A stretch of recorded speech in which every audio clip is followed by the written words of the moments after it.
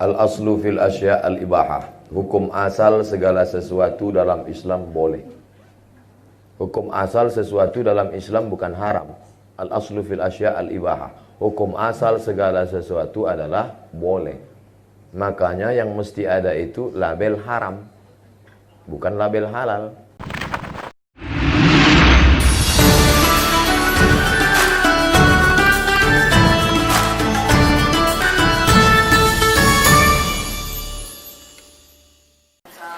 Saya mewakili teman-teman yang bersatu profesi, ingin penjelasan dari Pak Ustadz tentunya. Kita banyak sekali di-share tentang bahwa artis itu tidak boleh. Kita sebagai artis itu sebenarnya haram. Gimana menurut Pak Ustadz? Al-aslu fil asya' al-ibahah. Hukum asal segala sesuatu dalam Islam boleh. Hukum asal sesuatu dalam Islam bukan haram. Al-aslu fil asya' al-ibahah. Hukum asal segala sesuatu adalah boleh. Makanya yang mesti ada itu label haram, bukan label halal. Karena hukum asalnya adalah halal. Kalau sudah halal dikasih label halal kan berarti 2 kali lipat. Di mana letaknya haram? Maka kalau ada orang haram ditanya, kenapa Ustadz ada orang mengatakan artis itu haram? Yang pertama, karena membuka aurat. Lalu kalau yang dia perankan itu seorang ibu, pakai jilbab, pakaiannya longgar, 20 episode, ke-20-nya nggak ada dia buka aurat. Di mana letak haramnya? Yang kedua, ada sentuhan kulit dengan tak mahram. Kebetulan dalam perannya itu selama 20 episode memang peran dia tak ada sentuhan. Orang ibu di Pantai Jompo tak ada bersentuhan dengan orang. Jadi harus dilihat di mana letak haramnya. Ustadz, itu tari persembahan itu haram. Ada tari persembahan menyambut bupati, menyambut gubernur, kan disambut dengan tari persembahan. Saya tanya letak haramnya di mana? Karena digunakan kata sembah. Oke, kalau gitu nggak usah kita buat tari sembah. Namanya apa? Tari welcome. Menyambut selamat datang. Tetap haram juga Pak Ustadz. Kenapa? Karena yang menari itu anak gadis. Oke, kalau gitu jangan anak gadis. Kita latih anak TK. Anak TK nari kan lucu. Maka bupati, gubernur ketika lihat anak TK, ingat dia anak di rumah. Tapi kalau anak gadis, lupa dia bini di rumah. Maka kalau melihat sesuatu itu dilihat di mana letak haramnya. Salah satu sampel yang saya beri adalah haram karena membuka aurat, haram karena berapa banyak orang mengirim saya film-film pendek 5 menit yang tidak ada unsur haramnya tapi menyentuh hati. Yang paling saya ingat adalah ketika seorang gila tidur di depan ruko, dia usir, dia ini. Tapi ternyata orang itulah yang menyelamatkan dari pencuri. Tidak ada unsur haram di situ. Kenapa kita tidak pernah berpikir membuat film-film kemanusiaan tanpa mempertontonkan aurat, tanpa melanggar ajaran agama? Kenapa tidak buat film pendek yang menyentuh? Satu lagi film dari Cina, itu Thailand, yang film Cina pernah. Seorang direktur perempuan numpang di mobil karyawannya, mobil biasa. Akhirnya di tengah jalan, preman-preman orang kaya ngamuk. Disangka ini perempuan biasa, dia telepon, rupanya dia atasan, datang helikopter, akhirnya ketakutan. Enggak ada tuh buka aurat. Padahal bukan negara Islam.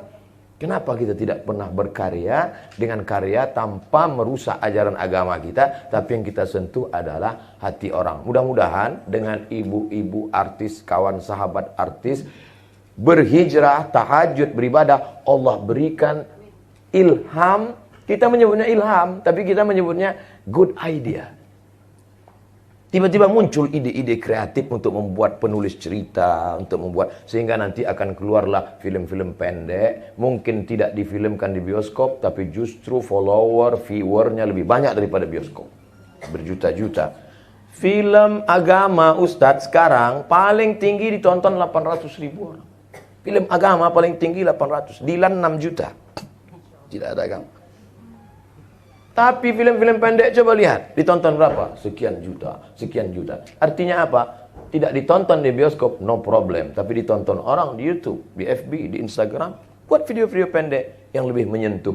Insya Allah, saya berharap penulis-penulis, artis-artis tetap berkarya. Hijrah tidak membuat berhenti dari berkarya. Berkaryanya sebelum hijrah, filmnya buat na'udzubillah dosa. Setelah berhijrah, justru filmnya mengingatkan orang pada kebaikan-kebaikan. Insya Allah. Amin. Ya Rabbal.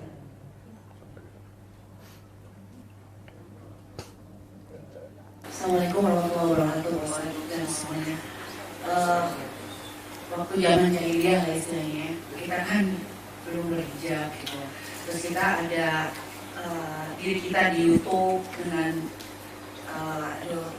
sepertinya dosa jariah gitu. Bagaimana ya Ustaz untuk mengantisipasi dosa itu agar tidak terus-terusan? Sedangkan kita minta ke YouTube nggak bisa, tidak terus dan sebagainya. Satu keduanya ada yang bilang bahwa belum yakin, orang bilang bahwa maulid itu adalah dipahami gitu.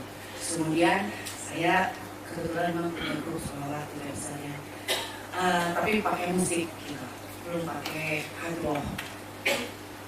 Itu hukumnya gimana?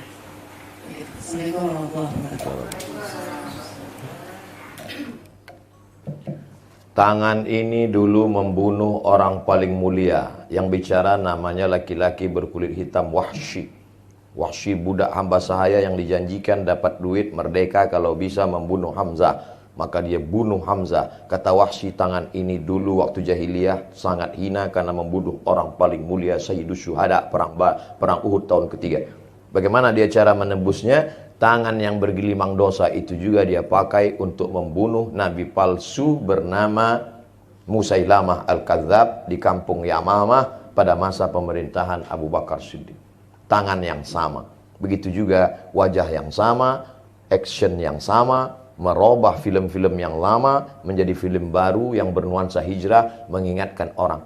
Maka insya Allah ada sentuhan-sentuhan di situ yang mengingatkan kepada penonton, tolonglah hapus, buang file-file yang lama yang kalian simpan. Apakah dengan pesan lagu? Tidak mesti ceramah, tidak mesti artis lalu ceramah, Assalamualaikum hai seluruh Indonesia, kalian delete semua filmku ya gitu. Dengan bahasa dia, dengan bahasa tubuh atau dengan bahasa kiasan atau dengan supaya, dan saya yakin orang yang sudah ngaji melihat itu, kasihan kita delete. La yukallifullahu nafsan illa wus'aha. Allah tidak akan membebani orang lebih dari kemampuannya. Mudah-mudahan illa man taba, siapa yang taubat, wa amana, beriman dengan iman yang benar, wa amila amalan salihah, beramal saleh. Kalau tiga ini dia lakukan, ulaika, mereka itu yubaddilullahu sayyiatihim hasanat. Semua perbuatan dosa mereka dulu bukan diampuni Allah, diganti Allah dengan pahala-pahala kebaikan. Mudah-mudahan ibu, bapak termasuk yang diganti dengan pahala kebaikan. Dua, masalah maulid itu bid'ah. Yang jawab bukan Abdul Somad, Al-Hafiz Ibnu Hajar Al-Asqalani. Kalau disebut Al-Hafiz berarti hafalan hadisnya 300.000 hadis. Kemarin pada tanggal 10 Muharram, ibu puasa apa enggak? Puasa. Namanya puasa Asyura. Kenapa puasa Asyura? Karena hari itu Allah menyelamatkan Musa.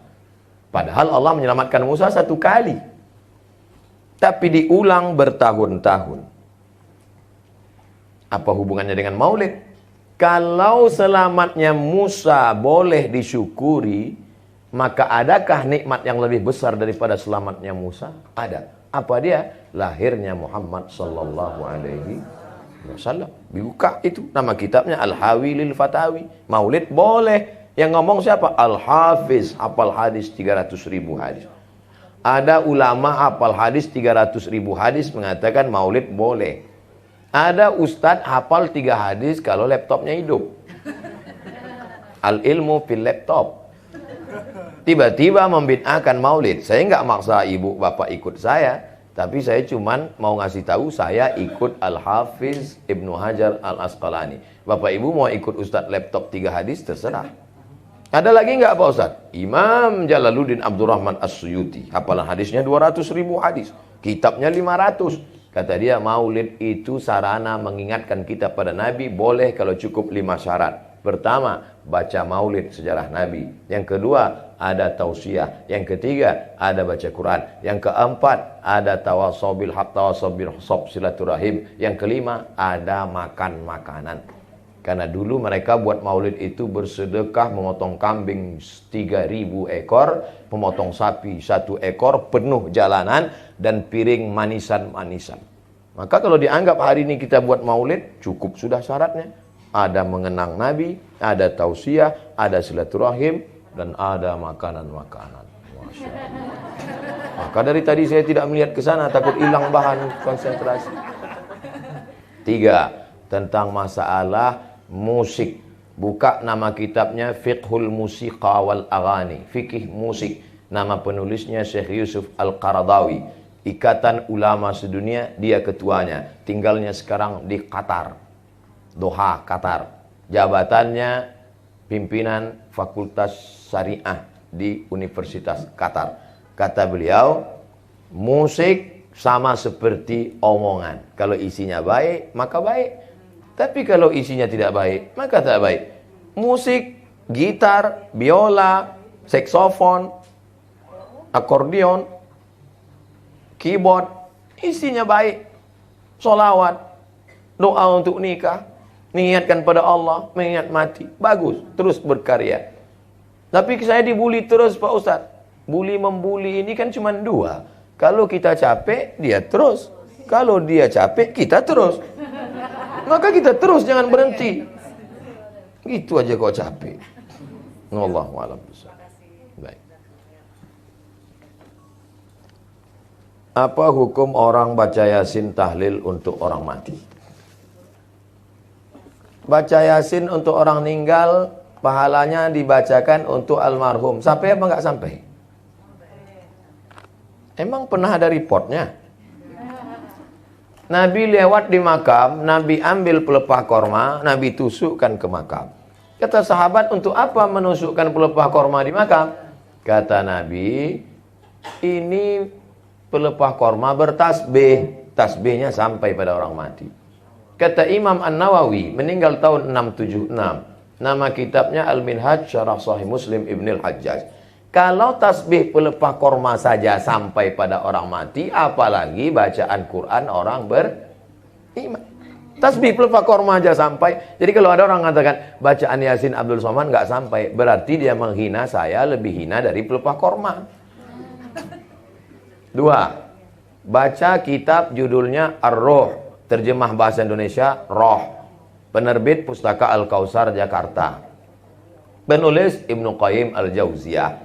Ketika anak Umar bin Khattab, namanya Abdullah bin Umar bin Khattab, meninggal, dia pesan, nanti kalau aku mati, bacakan pada bagian kepalaku awal Al-Baqarah 5 ayat, alif lam mim sampai wa ulaika humul muflihun. Pada bagian kakiku bacakan 3 ayat ujung Al-Baqarah yang selalu kita baca, lillahi ma fis samawati wa ma fil ard. Itu menunjukkan bacaan Quran sampai untuk orang mati. Saya sudah sebutkan dalilnya. Kalau nggak percaya juga, tolong kasih saya nama lengkap. Nanti kalau mati saya kirim. Kalau nggak sampai, cepat-cepat kasih kabar. Tahlil, la ilaha illallah, la ilaha illallah, la ilaha illallah. Itu arti tahlil. Habis itu, ya Allah sampaikanlah tahlil kami kepada orang meninggal. Apa kata Imam Ibnu Taimiyah? Namanya Ibnu Taimiyah. Nama kitabnya Majmu' Fatawa. Man halala sab'ina marratan. Siapa yang bertahlil 70 kali. Summa ahda sawabahu lil mayyit. Kemudian dikirimkan hadiah pahalanya ke mayat. Intafa'a bihi. Pahalanya sampai. Kurang apa lagi? Ustaz marah nih? Enggak, memang begitu gayanya. Apa syarat kita boleh menjamak sholat? Jamak qashar, zuhur 2, asar 2, syaratnya harus safar, musafir. Jarak musafirnya berapa? 89 km. Kalau payah ngingat 89, ingat aja Wali Songo 90. Cici loro telu papat 5 6 7 8 Songo 9 90. Boleh qashar. Adapun jamak, ini jamak zuhur tetap 4, asar tetap 4, maghrib tetap 3, isya tetap 3 pada saat kondisi darurat tingkat tinggi. Kakak kita kemo. Tidak ada musafir karena rumah dekat samping rumah sakit. Kemo dari jam 8 pagi sampai jam 8 malam. Gimana sholat maghrib dengan sholat isyaknya? Jamak tapi nggak pakai qashar. Gimana sholat zuhur dan sholat asarnya? Qadha. Karena kalau kan bisa sholat gini Pak Ustadz, orang kemo nggak bisa, bergeser dikit kabelnya terbakar, urat-urat. Maka dia berapa jam? Mudah-mudahan saudara kita yang kemo sehat. Saya ulang sekali lagi, kalau dia qashar mesti ada safar, mesti ada musafir. Tapi kalau tidak, darurat tingkat tinggi, maka boleh jamak tapi enggak qashar. Tapi daruratnya tingkat tinggi, dokter operasi 5 jam. Dari start jam 12, start jam 11 selesai. Nah, itu jamak takhir. Karena 11 belum masuk waktu zuhur. Nanti selesai operasi, asarnya 4, zuhurnya 4. Jamak tidak pakai qashar. Karena kalau dia tinggalkan pasien mati. Tapi jangan gara-gara ini dikit-dikit jamak. Dikit jamak. Ente kok jamak sih? Kondangan. Arisan jamak, kondangan jamak. Baik. Kalau kita menjamak sholat, mana yang harus kita dulukan? Sholat yang dijamak atau sholat yang pada waktu? Kalau jamak takdim, mesti zuhurnya dulu. Kalau jamak takdim, mesti maghribnya dulu. Tapi kalau jamak takhir, tidak ada, mesti maghrib dulu atau isya dulu. Jamak takhir, sholat zuhur dilaksanakan di waktu asar. Kalau ada imam yang buat zuhur dulu, berarti dia menjaga urutan, karena lebih dulu zuhur baru asar. Kalau dia buat asar dulu, melihat waktunya, karena zuhur numpang di waktu asar. La yustaratu fihil mualat, tidak disyaratkan mesti berurutan. Nama kitabnya Al-Fiqhul Islami wa Adillatuh. Nama penulisnya Syekh Wahbah Zuhaili, Dekan Fakultas Syariah Islamic Law Universitas Damaskus, Suriah. Tapi kalau jadi imam sholat maghrib jamak takhir, makmum mesti dikasih tahu. Makmum, ini kita maghrib dulu. Kalau enggak nanti imam 3, makmum yang isya. Mesti kasih tahu makmumnya. Kalau sebelum berdoa kita baca ila hadratin Nabi Al-Fatihah. Boleh apa enggak Pak Ustaz? Ila hadratin Nabi artinya saya kirim Fatihah ini untuk Nabi. Tidak kita baca pun tetap sampai ke Nabi. Enggak pun kita baca, tetap sampai ke Nabi. Kenapa? Mandalla ala khairin falahu mislu ajri fa'ilihi. Siapa menunjukkan kebaikan, dia dapat pahalanya automatically. Lalu kenapa kita ucapkan ila hadratin Nabi? Sama seperti Bapak. Tidak pun dikatakannya I love you full. Dia tetap cinta sama ibu. Tapi kadang ibu nggak percaya.